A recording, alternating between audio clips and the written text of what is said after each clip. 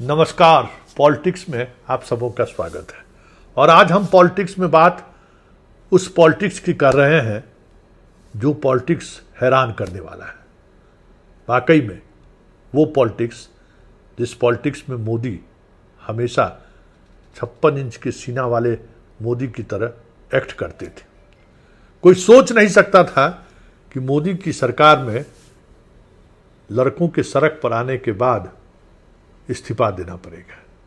कोई सोच नहीं सकता था कि पार्लियामेंट की सेशन कांग्रेस चलने नहीं देगी और शाह और मोदी पार्लियामेंट में नहीं आएंगे।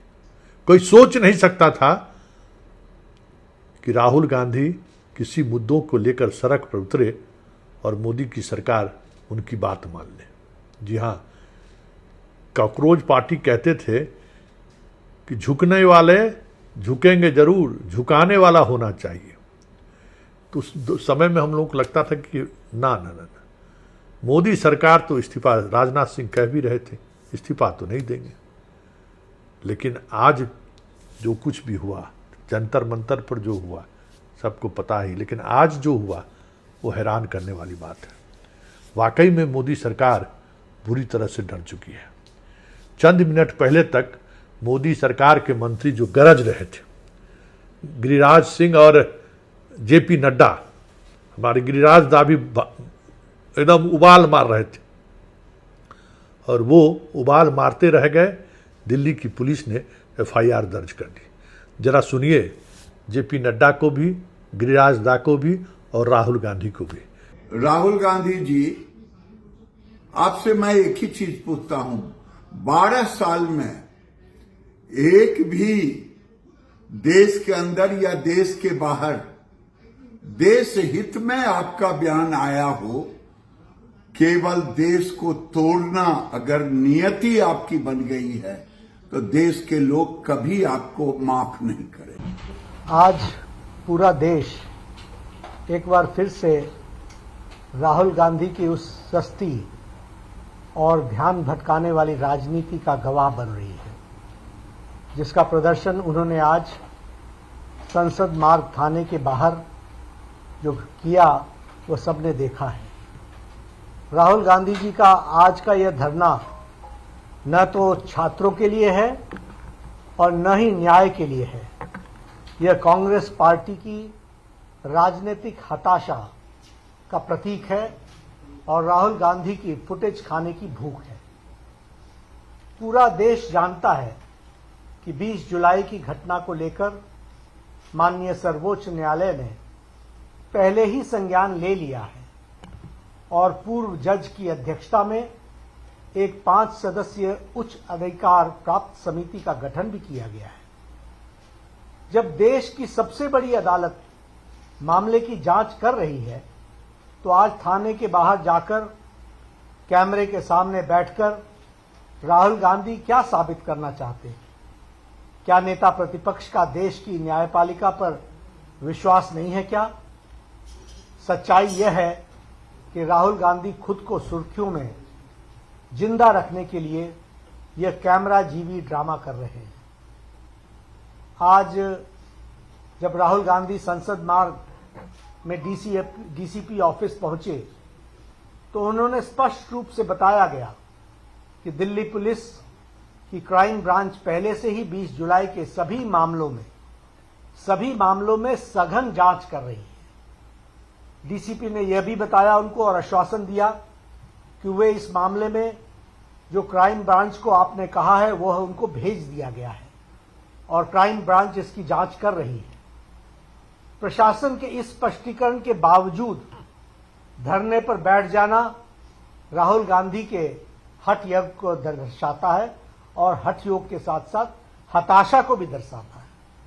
इससे साफ हो जाता है कि उनका मकसद किसी को न्याय दिलाना या जांच करवाना नहीं है, बल्कि सिर्फ हंगामा खड़ा करके कानून व्यवस्था को चुनौती देना है। इस पूरे ड्रामे में और इस पूरे ड्रामे की अगर हम टाइमिंग को समझें तो हमें ध्यान में आएगा कि आज कांग्रेस पार्टी वंदे मातरम के मुद्दे पर, वंदे मातरम के विषय पर पूरे देश में चारों ओर से घिर चुकी है। राष्ट्रगीत के अपमान को लेकर जनता कांग्रेस से जवाब मांग रही है। कांग्रेस के एक बड़े नेता तिरंगे वाले केक को काटते हुए दिखाई दे रहे हैं। अपने इसी राष्ट्र विरोधी चेहरे को छिपाने के लिए और इस जो भारी फजीयत हुई है उससे ध्यान भटकाने के लिए राहुल गांधी ने आनन फानन में यह ध्यान भटकाने का यह नया ड्रामा रचा है। एम्स की रिपोर्ट,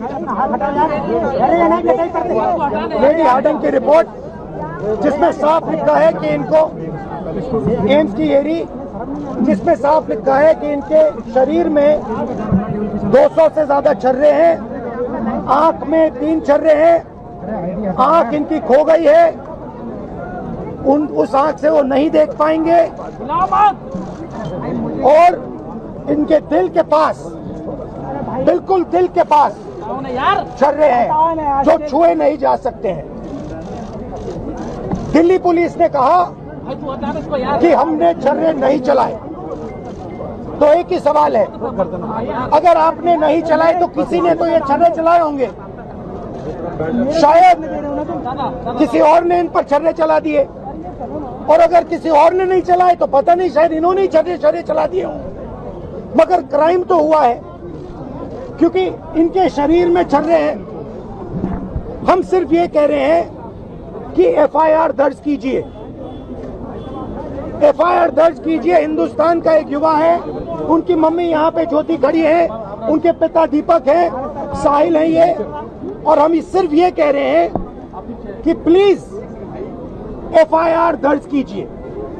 अंदर से हमें बताया जा रहा है कि देखिए ऊपर से ऑर्डर आया है, एफआईआर नहीं हो सकता है। सिंपल सी बात है, जब तक एफआईआर नहीं होगा तब तक हम यहां से नहीं हिलने वाले हैं। सिंपल सी बात है, एफआईआर करना होगा। इस देश में लाखों लोगों के साथ यह अन्याय होता है, महिलाओं के साथ होता है, जिनका रेप किया जाता है उनके साथ होता है, गरीबों पर यह किया जाता है, हर रोज किया जाता है, और ये नई दिल्ली में कनॉट प्लेस में आपकी आंखों के सामने किया जा रहा है।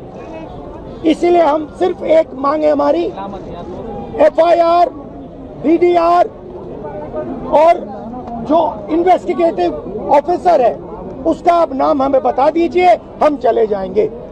हम सिर्फ इस परिवार के लिए न्याय मांग रहे हैं।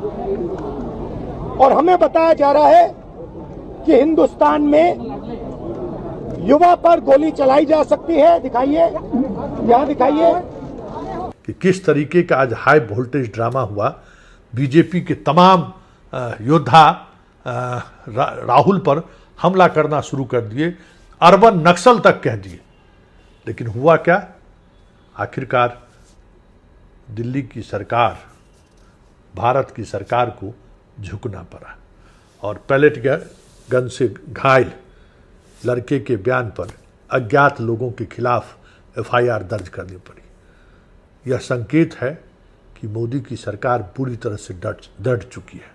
जैसे ही अनिश्चितकालीन धरना पर बैठने की बात हुई, पूरी सरकार बैकफुट पर आ गई। सारे बयान बहादुर बयान देकर पीछे हटते हुए दिखे, और ये स्थिति होगी, किसी ने तो सपने में भी नहीं सोचा होगा कि इस तरीके से मोदी की सरकार बैकफुट पर आएगी। हालांकि राहुल के आज के एक्शन को लेकर कई तरह के सवाल खड़े हो रहे थे कि भाई सुप्रीम कोर्ट जब जांच कमेटी बना दी है तो फिर एफआईआर दर्ज करना क्यों? राहुल ने उस तर्क को अपने तरीके से बड़े ही दूसरे अंदाज में खारिज कर दिया है।